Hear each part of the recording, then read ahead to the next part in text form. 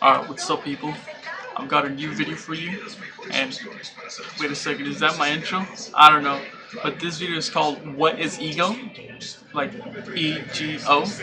Like what is it? Like I keep talking about it, a lot of people talk about it, but what is it exactly? Like we need to identify what we're dealing with here, what we're talking about here. And I'll tell you straight up, ego is your subconscious mind that wants to dominate and win. Like it's your competitive drive that relates to your identity. It's able to turn off, but otherwise, like it's always on. You always want to compete and win. And yeah, that's pretty much it. That's ego, like your competitive nature. So I'm gonna tell you like the basis of it, like the basics of it, and how it forms. Like in your brain, you've got like 8 different parts, right? Your cortex, amygdala. I can't explain them. I'm not that smart, but it forms your identity. Like you've got like basic needs that you share with animals. Like I need to drink water. I need to eat food. I need to sleep. And then you got, what is it? Your mind. Like the overall concept of your brain that forms you. Like my character, my mind, and then it forms your character and spirit, like how I am. That's the 3 parts, and then it forms your ego. Now, before you look in the mirror, when you look in the mirror, you see your identity, right? You're just a man, just a woman, and you can see like how old I am, my race, my gender, if you're a woman, what color my hair is, just basic things. But I'm in society, you know. I'm not just like alone. I'm not just a rock, like just existing. I'm in society, and I want to prove myself because I want attention, love, and many other things. So how am I going to prove myself? That's where the ego comes in. Like, okay, I got to prove myself in different ways, depending on people's characters and personality. But you can literally prove yourself and compete in anything, even things that you don't think are competitive. Egoistic people will turn competitive, which is why it ruins it. And so your ego comes out in order to prove yourself that you're worthy, you know.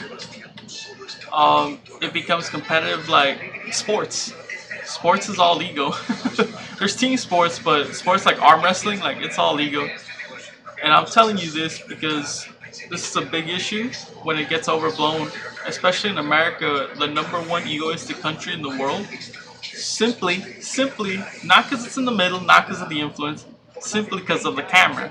Like, the camera is what makes us so egoistic. Like, you could say social media, you could say movies, you could say shows, but it's because they're always looking at us, so people get puffed up, overblown, like, get a overinflated sense of self.